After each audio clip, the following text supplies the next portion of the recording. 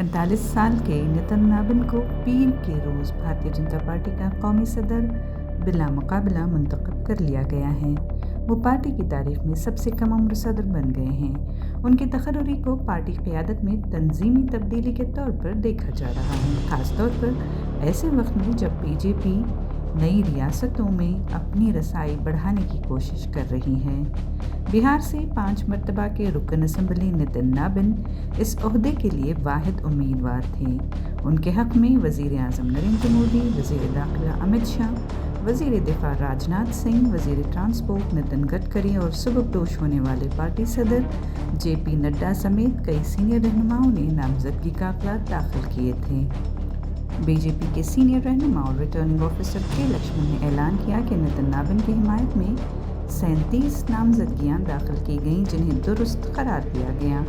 वो मंगल के रोज़ बाज़ाब्ता तौर पर पार्टी सदर का ओहदा संभालेंगे और JP नड्डा की जगह लेंगे, जो 2020 से पार्टी की क़यादत कर रहे थे। नितिन नाबिन 1980 में पैदा हुए, यानी उस साल जब भारतीय जनता पार्टी की बुनियाद रखी गई थी।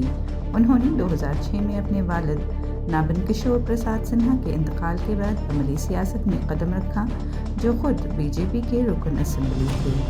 पार्टी के अंदर नितिन नाबिन की तरक्की को नौजवान क़यादत और वसी अवामी राब्ते का इंतज़ार समझा जा रहा है। क़यादत को उम्मीद है कि उनकी सरबराही में बीजेपी आने वाले बरसों में अपनी तंजीमी ताकत और अवामी रसाई को मज़ीद मजबूत करेगी।